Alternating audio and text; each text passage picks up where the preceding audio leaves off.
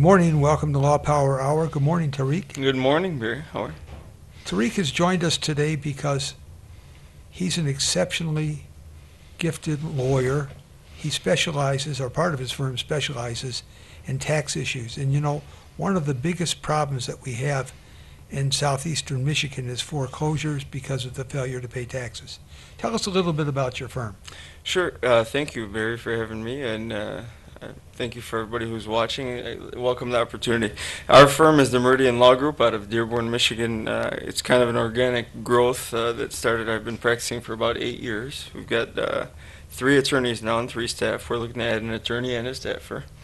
We do a lot of property tax appeals, trying to lower the overassessments, some personal injury, but also real estate and business law. And so, you know, we like to be there for the community as well as take on the bigger issues. Well, I think you're being very modest when you say you're just there for the community, because your tax abatement work or your adjustment work in the tax area is not just in Wayne County, it's throughout the state, isn't it? Yes, it is, and we've been able to have an impact on the overall conversation so that hopefully the assessments more accurately reflect the values of the properties that are being taxed, and a lot of times lost because they're overtaxed. I only wish you could do the same thing with the license fees that we have to pay for our cars. Yes, We have and insurance. strange practices in Michigan.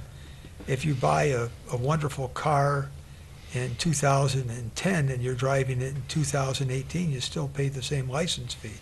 They never adjust it for depreciation. But let's get on to the most important issue of the day. Sure. Your law firm dealing with the tax problem. Now, how do people come to you when they have a tax problem? Why don't you just give our listeners a little background, and we'll be getting some calls later in the morning when people wake up, but there are a lot of people listening right now. So Sure. And thank you. So every year the city or the taxing unit is by law required to send a notice of assessment. It says on the top, this is not a tax bill. Unfortunately, in some cities they send it different times, and in some cities they don't send it at all. In that notice, it'll tell you how to challenge the valuation by which you're being taxed. but I got a problem. Sure. Here's my biggest problem. I got a mortgage on my house, and I've got an escrow account that pays my taxes. So the mortgage company is going to pay the bill unless I step in and do something about the adjustment. Is that correct? Yes, and they should pay the bill, and you should pay the bill if you can, while your appeal is pending, if you're going to appeal anyway. So that shouldn't stop you. And whether or not you pay it under protest, every illegal taxation, which would be an overassessment, would be considered an illegal taxation, shall be refunded by law. Now, there have been many people who've lost homes because of taxes. Have you been able to recover homes for people who've lost them because of taxes? Yes, unfortunately, not enough of them. We have not been able to recover enough of them. There have been way too many tax foreclosures. It's absolutely devastated certain neighborhoods in the region.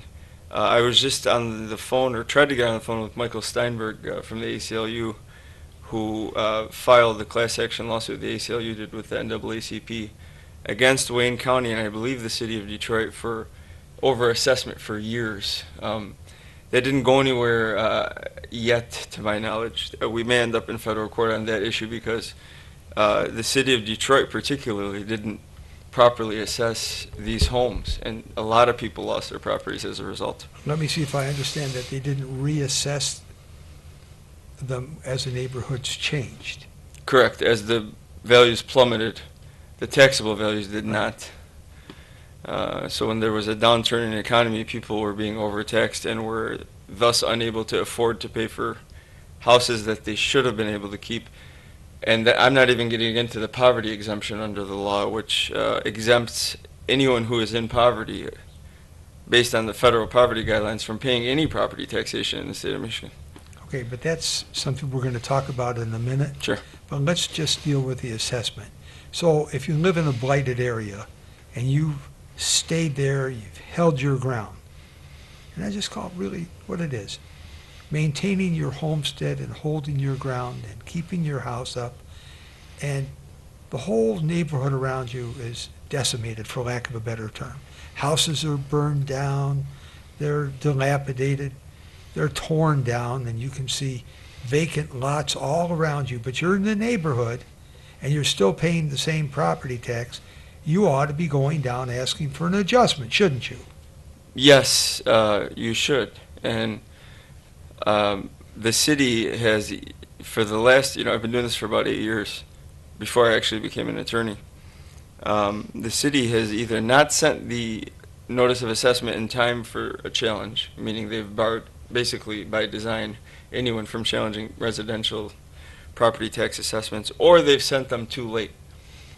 Okay, there's a time when you're supposed to get your notice of assessment. Now, where I live, I know the assessment comes out regularly Sure, mine too. in my township.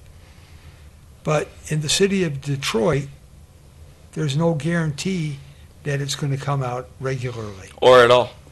We're not sure why that's been allowed by, for instance, the Attorney General. Not just this Attorney General, prior Attorney Generals, but we know that an entire group of people have been denied the opportunity just by that procedural fact. But I have found, and I don't like to be critical, but I have found that most people, when they're faced with this situation, put their hands over their eyes and they turn their back on it. They don't do anything. Now, how can we get people to get involved? What can you do to motivate people so that they want to take care of their tax issues?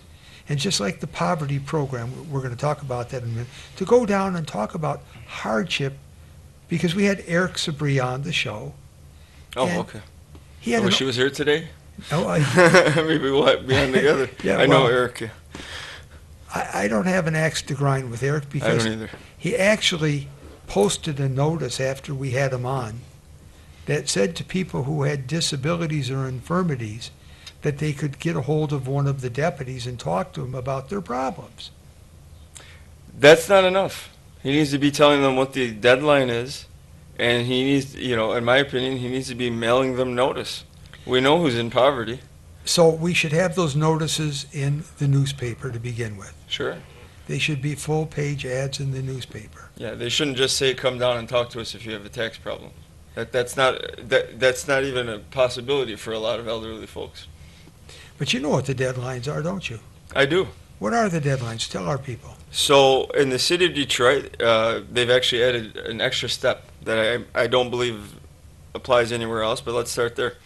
You have to, according to them, and I think this is illegal, you have to go to the assessor's review period by the 15th of February. If you don't go there, you can't challenge your assessment to the Board of Review, which is a statutory body that each governmental unit has to have, a taxing unit, to challenge the assessment. So you have to go through 2 steps, and they want you to appear at both. Now, those notices are, if they're sent right before the 15th of February.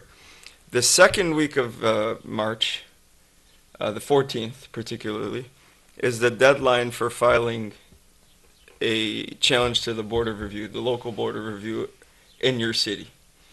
Every other city, that's the real deadline. In Detroit, if you go down there and you didn't go to the assessor's review period, which is not in the charter, as a requirement, I don't even think it's legal, but we can get into that. I mean, we don't want to get into that because it's hurting people right now. That's not getting done, and so it's barrier after barrier after barrier, and then the poverty exemptions that a lot of people don't know about are not being communicated as well, and those have to be applied for every year. Well, what do you do with an infirm person who can't leave the house? How do they handle the situation? I'm We think handicapped. the I can't- Constitution protects them, not only the federal Constitution, the state Constitution. Well, how do you handle that situation? They can hire someone. They could have someone go on their behalf. That is allowed statutorily and constitutional. But they have to make the effort to do it. This is what we have to do, is we have got to get the point home to our listeners. If you have a tax problem, you can't sit on your hands. Yeah, the and first mistake. blaming the victim is okay, but personal responsibility, and I agree with you. self-empowerment and community education has to occur. That is the short-term solution if there is one. So we've got to get out in the community and have a proactive tax program. We've got over 500 families that we filed on behalf of last year that are being kicked on procedural basis, we think false procedural basis, by the tax tribunal.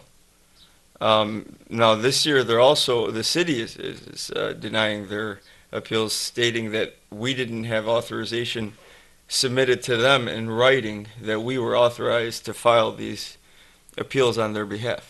Well, you're their attorney, aren't you? Yes, and I'm not even allowed to show them my written authorization, as you know, Barry. Right. By ethical code. So we'll deal with that. But that's the new one this year. Last year it was, oh, you didn't show up to the March Board of Review. They never gave us an appointment. So we're going to have 500 people who are going to lose. Families. Families are going to lose their homes. Mortgage-free homes. No, well, we don't think they're going to lose their homes. We hope they're not going to lose their homes. Our advice to them is to pay their taxes. We only took on, quite frankly, families that had paid their taxes because we knew that a lot of the ones that hadn't might lose their home in the meantime. And it's like triage. We want to help the people that we think we can help first. Okay, so those people who didn't pay their taxes and have accrued tax bills, they could owe several $1,000s in back taxes and lose their homes. Yes, and we filed a class action lawsuit in federal court that was dismissed on jurisdictional grounds only last year. Actually, we filed in 2015, December of 2015, the end of the year.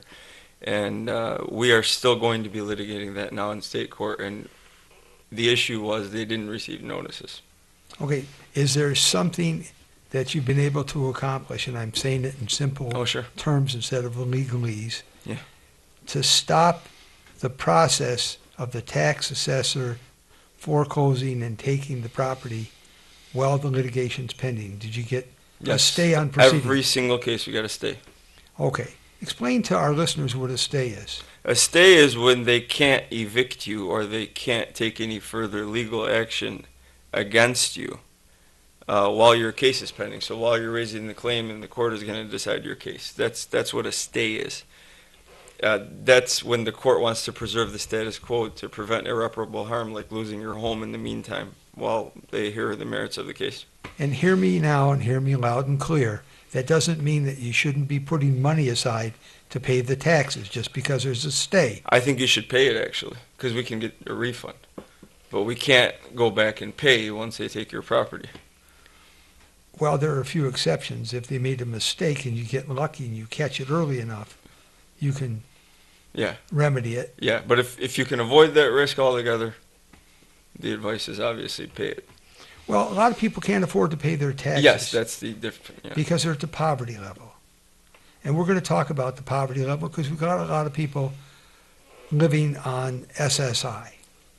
And SSI, unfortunately, the maximum of $790. Yeah, it just went up, didn't it? Yeah. That supplemental benefit is eroded if there's more than one person in the house. If that person's receiving other income or there's another person who's working in the house. I just had a lady who I won an SSI case back to 2010. Unbelievable. I got 8 years back benefits. The poor lady, $790 a month. They took out $250 a month because she's living with her son. So she's going to get $540 a month to live on. You're going to have to tell me what's going on with SSI because you've done a lot more than I have. I have one that's backlogged from 2014. They went back and recalculated it at $200 something a month. We're challenging that. Meantime, people are in poverty. So the poverty is the problem, right? This law doesn't require that the household be in poverty, just the owner. And so poverty is defined by the federal poverty guidelines for the purpose of property taxation. Okay, so how does that work? I don't have any money. I'm destitute. I have a house that my grandmother left me. I'm on disability. I can't pay my bills, let alone I've got to go, God forbid, to get assistance every week, either food stamps. I mean, this is real problems that we see every week, to the soup kitchen, all the things that I have to do. I've got to go to Consumer Power, work with Consumer Power, so that I can have a roof over my head, that this has been a family homestead. What do I have to do? Exactly what do I have to do to get that poverty waiver from the tax assessor's office? Practically speaking, I I have to couldn't know- tell you, but legally speaking, I could tell you all you got to do is fill out the poverty exemption form and turn it in with proof of your poverty. And the fact that you are on assistance means you meet the federal poverty guideline in Michigan. And how do I turn it in? And where do I? The Tell me city assessor, Okay, so I've got to get on the bus and go downtown. 2 KMAC, 2 Woodward Avenue, Coleman A. Young Municipal Okay, Center. we've got a caller in here. Good morning. Good morning. Good morning. Hello. I have a quick question and a concern. Are you listening? Can you Yes. hear me? We're listening. You've got a great voice out there. Come on through. Okay. Well, for a person that already paid for their home for over 30 years, is there any way or any kind of anything you could put into legislation to stop that? You know, a person that already owned their home and they've been paying property taxes for over 30 years, and they keep continuously paying property taxes. Do you want to Go ahead. answer? So the answer is yes.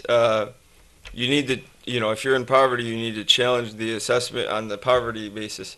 If you're not in poverty and you think that you're being overassessed, meaning if you got a notice of assessment, take a look at it, look at the taxable value for 2018, this year, multiply that by 2, and if you think the property is worth less than that number, I don't want to get too complicated, then that means you're being overassessed.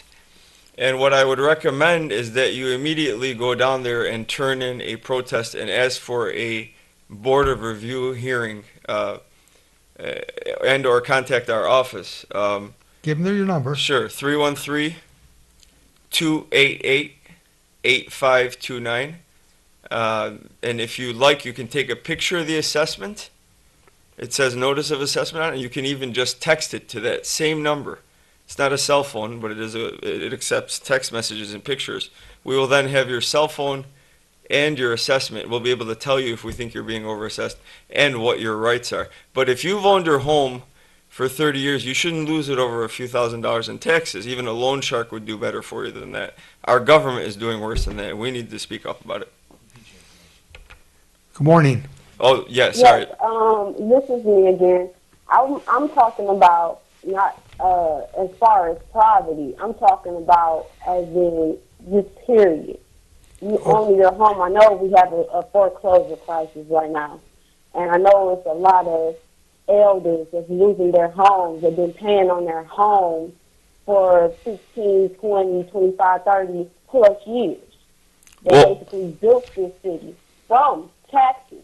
And, downtown, they're taking their taxpayer dollars. Okay, so I'm talking about period. I'm talking about as a whole. No. Because it was, I say, about a year and a half ago, the citizens were trying to come together to put something together like that, to get a legislation together. And I think that, the powers that be, the governor, basically knocked it down. Okay, let me write your thinking. I'm going to take and answer your question, but there's something that you have to understand, and it's very important. If we don't have taxation, we don't have the ability to provide for all of the amenities.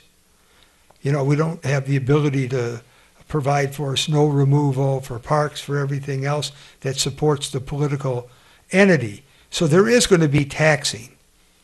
But if you want to challenge the reason for the taxing, that's another issue. Yeah. We're going to take another call here. Good morning. Yes, good morning, Attorney Keller, and your guest. Thank you. Good morning. Yes, I understand what the young lady was saying, and I'm going to say I'm from Mississippi. In Mississippi, once you turn 65, you pay no more property taxes under the state law. And to your guest, okay, I have told Mrs. Sabri this, and I've told other people this throughout the years. You can go downtown on the 4th floor. It's every October. You have to go, and if you fit up under the guidelines of poverty, you pick up the application. But the thing that you must have, you got to have full coverage on your house of insurance before they would even look at your application and say that you fit up under the federal guidelines. And a lot of people don't have property insurance. Okay, we have an answer for you. That second part, whoever was telling you that was either misinformed or misinforming you. You do not have to have insurance ever on your property. You do not turn in the property exemption to the county.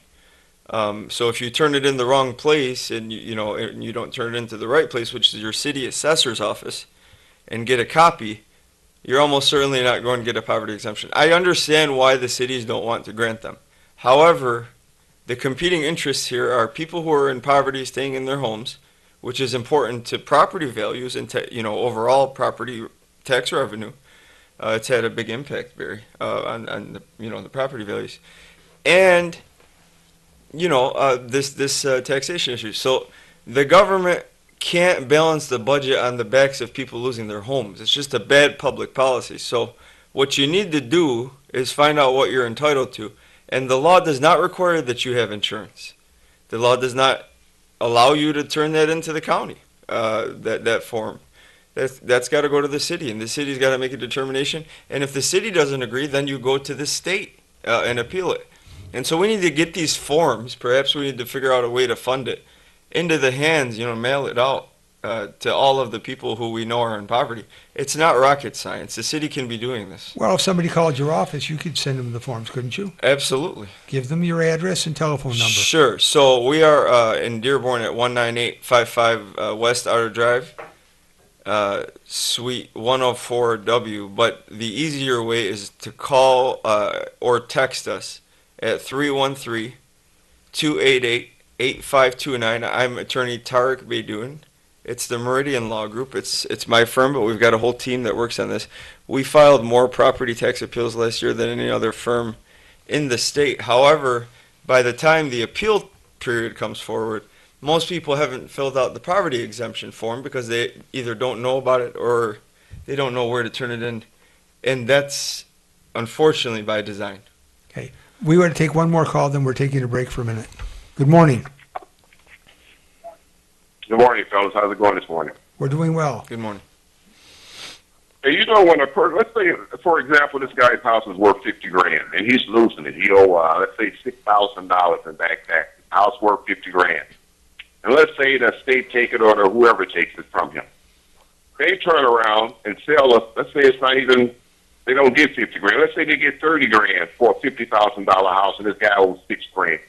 Why do the state have to keep all the money? It's bad enough the guy was put out. He done lost all his property because you put it out on the street when you put him out. So now he's totally drained. Now you're going to take his property, make yourself some money off of it, plus get all back tax. That ain't right, man. I think if a guy loses his property and the state take it and sell it for a $50,000 property for $30,000 and all he owes $6,000, take your $6,000 and get that man his change. Because he's in trouble already. That's Thanks for taking my call. Thank you, and thank you for speaking up about that. And please continue to do so. Let me tell you what the problem is. The problem is the state law, the General Property Tax Act, says that the excess goes into a utilization fund, and that can be borrowed against by the county to fund the government. That's what they've been doing. The county's been balancing the budget on the backs of poor people who lost their homes but had equity in them. That is all that is in that fund. That fund is nothing but people's equity. That's illegal under the Constitution. We have actually under both constitutions, the Michigan Constitution and the federal Constitution state that when the government takes your property, they get what they're owed. This is not a penalty, it's not a crime, it's not a forfeiture. You can't just take a property right, which is the equity, and you know, under the Fifth Amendment of the Constitution, you are entitled to that just compensation, that difference. We have not been able to be heard on that yet because of something called the Tax Injunction Act and the way it's been interpreted in our circuit, the Sixth Circuit. But in other circuits, Washington, D.C., for instance, they had to rewrite the law because they were doing the exact same thing, and it was found to be unconstitutionally unfair to take someone's $50,000 property for a few $1,000s in taxes. And you just have to think about this logically. They could have went to a loan shark and borrowed money against that house because they're only going after the mortgage-free homes to get the equity. This is not a way to fund government. Funding government means you take, by that point, the 18% interest that that person owes, you know, if it's $6,000 over 3 years, and then you give the person the equity back. I mean, it doesn't make any sense. The penalty is defined by law. The person's not guilty of a crime, and the state technically still has the right to pursue that person for the any amount that is owed if it sells for less than what they owe, which is... So why don't we have another class action, take the issue up to the Sixth Circuit, since there's a split in the various circuits in the country. The Sixth Circuit says they have no jurisdiction. We've already gotten that decision. And we can't take it to the next level of the Supreme Court? We hope it will get there because there are differences of opinions. That would be the next logical place for it to be. However, conservative and liberal groups took another case called Wayside Church from the West District of Michigan all the way up to the Supreme Court, asked for certiorari, and did not get it, unfortunately, this year. However, John Roberts, Chief Justice Roberts, slammed the state of Arkansas in a case called Jones versus Flowers. The Supreme Court, state of Arkansas was doing something similar and made it very clear that this was not okay. So I don't know why others think it's okay, but I hope that he will pay attention. Justice Roberts is probably not listening, but and I probably shouldn't be talking to him about any case that I might file, but certainly we would hope that someone's paying attention to this. This is egregious. It's un-American. So it's going to be readdressed? I hope so. Okay. You've got Pacific Legal Foundation, which Ronald Reagan founded, and ACLU, and who else? A lot of liberal groups on the same page on this issue. Okay, we're going to take a break for a minute. We'll be right back with your tax questions.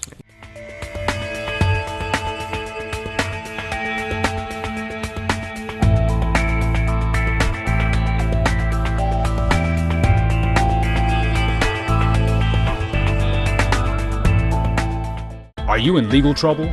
Are you in need of legal advice? Or just have general legal questions? Call 1-800-529-8721. That's 1-800-LAW-USA1. And watch Law Power Hour and get your questions answered by experienced attorneys who are experts in their field. That's Law Power Hour, hosted by Barry Keller, attorney at law. Saturdays at 10 a.m.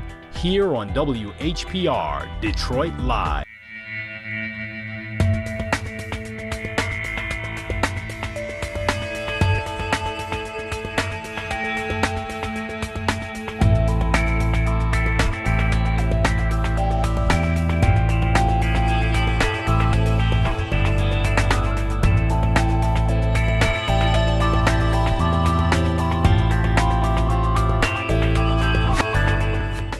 You know, on the tax foreclosure issue, one of the biggest problems that I have is people come to me and they say, my property was foreclosed on.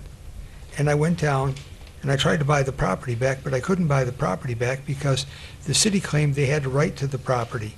There used to be a time when the city only had a right to property if it was going to be used by the city For public purpose. for municipal or public purpose. But that's changed. And the interpretation... We changed the Constitution in the state of Michigan in 2006. Right, when we changed it, though, we broadened that so the municipality can Actually, we restricted it. well, we thought we restricted We tried to, anyway. we thought we restricted it, but all of a sudden you find out that they're getting property back that the city's not going to use a house that's 20 houses in on a particular street, but they claim they are, and they're getting it back because they're selling it to their friends. How do you stop that? You stop it by, hopefully electing a new attorney general. Sorry, Bill Schuette. I'm not sorry. But you need to stand up for the people. The Michigan Constitution says that if you're going to take property, it cannot be to give it from one private owner to another. And when the city exercises what's called a right of first refusal under the General Property Tax Act for a public purpose, it's limited to a public purpose, and the Constitution says that a public purpose cannot include, and this is as of 2006, it's not like we passed this 90 years ago, the Constitution says public purpose does not include transferring that property from one private owner to another, even if it's for development. All we have to do is really enforce the law. I'm not the Attorney General, but if I could, I would stop this by myself. We filed lawsuits. Some of the judges have agreed with us at the state level. They haven't been high enough yet to put a stop to this. It's not happening in certain areas of the state. It's happening with the worst effect in other areas where the contractors that are getting the properties, contractors and developers, these are just, business people, are getting properties worth $100,000 for $2,000. I'm not exaggerating. These are mortgage-free homes. And how do we stop that? We need more people to step up to the plate and sue. We need the organizations that are committed to social justice and equality here to stand up and call it for what it is, which is discrimination, illegal discrimination, illegal under the Constitution, and it needs to be stopped on those grounds. We need some judges with the fortitude to call it what it clearly is. How does your firm get paid for your services? Well, if we save a home, we take a fee. We haven't charged much of anything up front, just enough to cover the costs, barely. But I think that more attorneys, and some attorneys to their credit, Andrew Strahan, Jeffrey Hicks that were at my firm, and others, I believe Aaron Cox, and I don't want to miss anybody, but Christina Martin from the Pacific Legal Foundation. People have stepped forward, Michael Steinberg, to try at least, but it needs to be a sustained effort. And we need to know that if we go back to the same judge who signed the petition of foreclosure, just writing off 30,000 properties all at once without being even physically able to check all of the due process issues, that person is not likely to change the foreclosure or reverse it after it's done, the damage is done. Well, what can you do in a situation where you missed the deadline for paying your taxes? Well, and then it goes on the block, and I call it on the auction block. What can you do to stop that process if for example, if you're out of town, legitimately out of town because you have an infirm member in the family? I had a client in Pontiac who had to go down to Mississippi to take care of her sister. And she very common. Showed back taxes. So it came up on sale, and she was out of town. She couldn't go down and pay her taxes, and she came in there 3 days later. I wrote a hardship letter for her, and Oakland County tax assessor didn't pay attention. Said it's too bad she wasn't here. I know they hear a lot of excuses, but what can you do to help these people to get their property back? Well, if we could enforce the fact that the government has to pay for it, regardless of whether or not it's $10,000 in equity or $100,000 in equity, then the government would stop doing it because then they'd have to start paying for the taxes, right? So I think that you could start there. I mean, enforcing the just compensation clause of the federal Constitution and Michigan's, I think it's Article or Amendment 6. I'm sorry, I don't remember exactly. Which says that if you do this, that you owe the taxpayer 125% of the value of their home. If we started to enforce that, I guarantee you the governments would stop doing it because they wouldn't want to pay for it. Let's take a case and make a test out of it. I'm not soliciting for... No, I've already, we've... A new one. Let's take a new one. We will. We are going to bring one in state court. I'm not going to give away too much, but we've not found jurisdiction in federal court, unfortunately, so we will bring that to state court and go all the way up. Good, because it's a really important issue. if we have to. And a lot of people will be involved in it, and I think your firm should be contacted for this issue. Give them your number. Sure, 313-288-8529. There's no one at the office now, unfortunately, or fortunately. I mean, it is a Saturday. And so we want to give you the opportunity to call and leave a message, if you'd like, 313-288-8529. Or you can text us your assessment if you like to text. That's actually a lot easier sometimes because we can get back to you in writing. We can get back to a lot of people at once. We do deal with a heavy volume. It's not cheap, as you know, Barry. I'm sure running a law office. But, you know, if you are in that class of people, and even if you don't send us your assessment, we encourage you to. You would hopefully get relief. I mean, you know, this is the ideal circumstance, but it hasn't happened yet. We haven't lost hope. We're not supposed to lose hope. We're supposed to keep calling them out even if we lose. Now, when you took on this group of 500 individuals, you said if you get the relief, you get paid when you get the relief. Is that how you work? Or do you charge a fee up front? No, so there are two separate issues. For the property tax appeals, we never charge up front. That's challenging the assessment.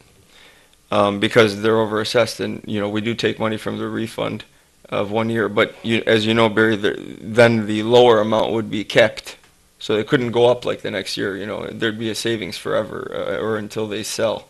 But for the challenges to the foreclosures, we were able to take on a class because we had 18 families willing to chip in at least the costs. So it was a mixed fee, but not really, because it was really just the cost that they fronted. It wasn't much. So we don't need everyone to join that suit. We'd like to hear from them. But, you know, we're not out here trying to, you know, charge people money if we can't save their homes. We like to be in the same boat with our clients all the time. Okay, now you've got an issue that just came up with Wayne County Tax Assessor, correct? The City of Detroit and Wayne, yeah.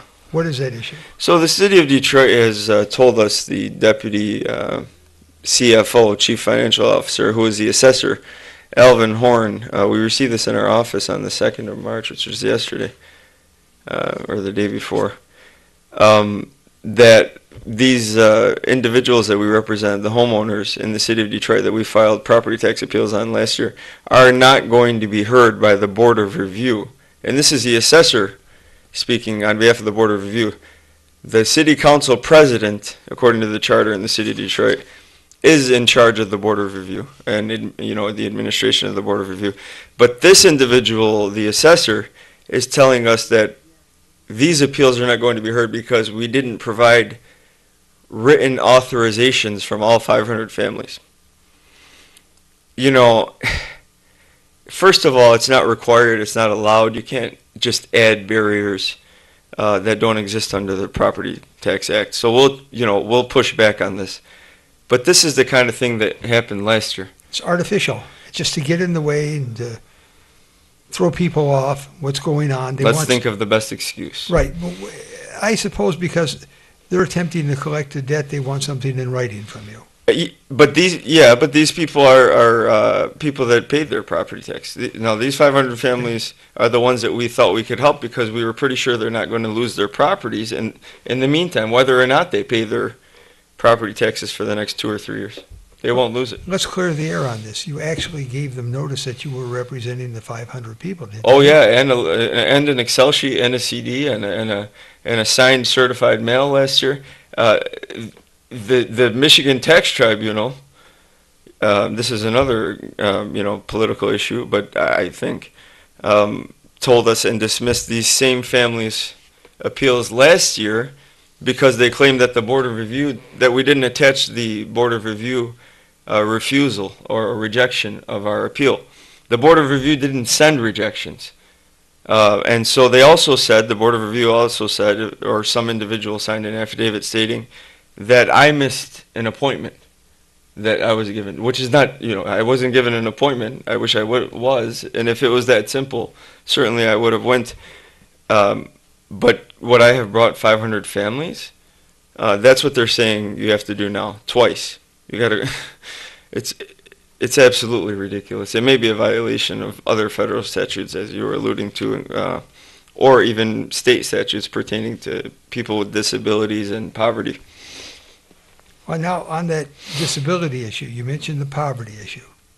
Is there a separate section for people with disabilities, or is it hand in glove, poverty and disability? Because I believe poverty and disability go together. But- They very often do, but even when they don't, the individual with disability who can't get down there is entitled to a reasonable accommodation by any individual. I could be suing Alvin Horn individually on behalf of some of our disabled clients for not making that accommodation for individuals who needed it. And so Wow. he's got to, people got to be very careful because there's a personal cause of action against anyone who violates the American with Disabilities Act. Okay, I just finished an ADA case Sure. in a nursing home where they didn't accommodate a deaf woman. They didn't have an interpreter there. But setting that aside, let's get to this So issue. you know this, yeah. Here I am, I'm infirmed. God forbid, I can't get out of the house. I'm in a wheelchair. Shouldn't they send a notice to me telling me that if I can't appear, I can have someone appear on my behalf, and I need a power of attorney from that person to appear? How should we handle that? They should. They did, supposedly this year. They did not last year. We had a press conference, and a community meeting, and asked the city to extend the deadline, and they did. They also said that you no longer have to go to the assessor's board, or review period. However, the charter still has, the Code of Ordinances still requires that you do that, although we think that's illegal and unenforceable. Those individuals, even if they get that notice, and they read that in fine print, don't exactly have a list of attorneys to go to. They also don't include the form to protest. So it's not like you can put it in a self-addressed envelope or something and send it back and say, hey, I can't pay my taxes, just letting you guys know so you don't kick me out of my house. This is just fundamental government failure. Now, I've got a big problem with a lot of clients. And I'm not criticizing the clients, but here's their dilemma. There's a family home. They inherit the home. But the tax bill is not in their name when they inherit the home. So, just because you inherit a home doesn't mean that you don't have to go through a process to change the title and ownership so that you get the tax bill, because they get foreclosed on. They don't know it. Yes, and it's not an easy process. When someone dies intestate, right? They've got to go through probate, and some of them have done that and still been foreclosed on without notice. But the individual who owns the home is still entitled to notice, believe it or not, under the case law, whether or not they even inform the city, because they have, they go and they do home visits. They didn't do the home visits, okay? Well, let's get to that now. It's Yeah. real important. So let me see if I understand. My grandma dies. I'm the only living heir. I get the house. I'm staying there for 3 years. I'm improving it. I put a new roof on and put in new fixtures and make the house really livable. All of a sudden, I get a notice of foreclosure. You've seen it. If you're lucky. I get a notice of foreclosure that is put on the front door that they're going to foreclose on the house. It's going to go to tax sale. I say, well, what's going on here? I've been taking care of the house. If you go down there, they may give you a payment plan.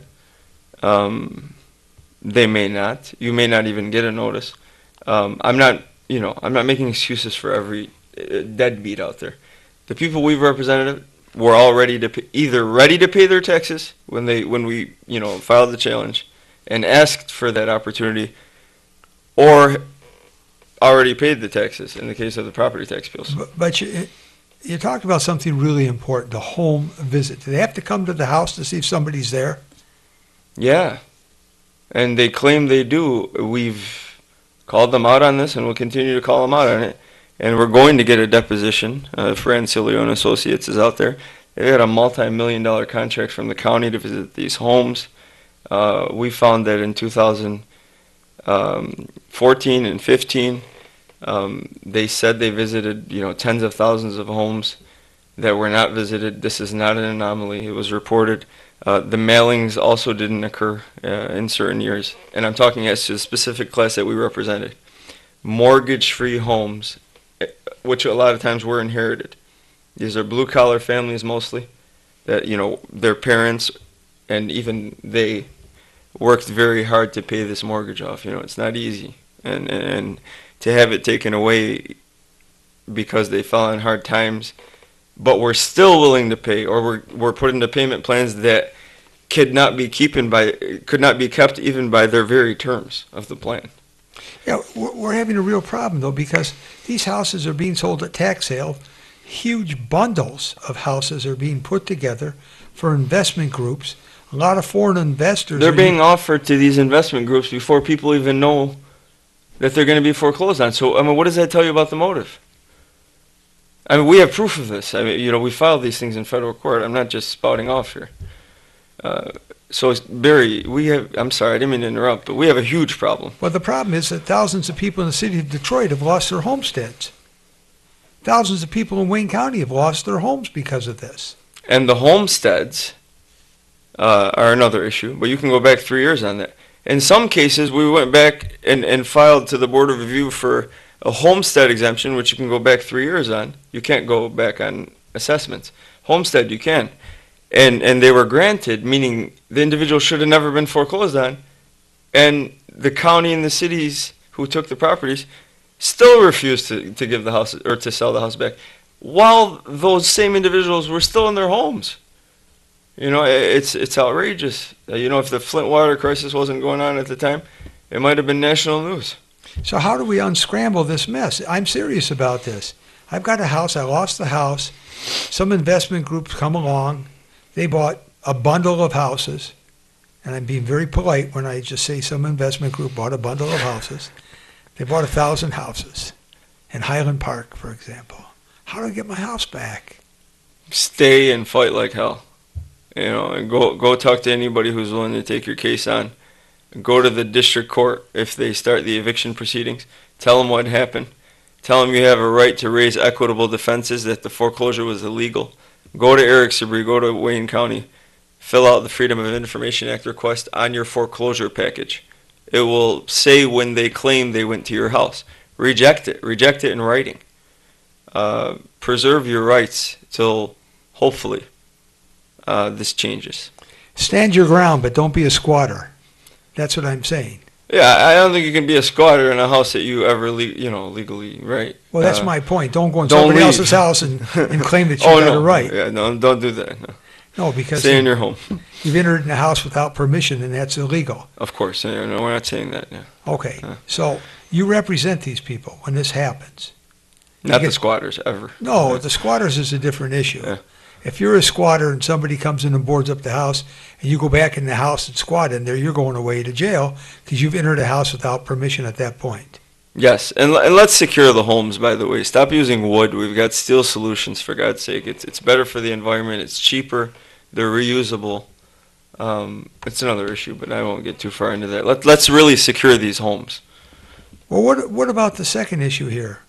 I had a house and it was demolished. I know you've dealt with this issue, and it was inadvertently demolished because of a tax bill. Wow. What can I do to solve this problem? I'm sorry, I didn't know about that. I did hear about one commercial property, but the individual was challenging the demolition. Those blight laws were not created for the city to take properties and make money off demolition, or even worse, transferring them to the developers or the investors.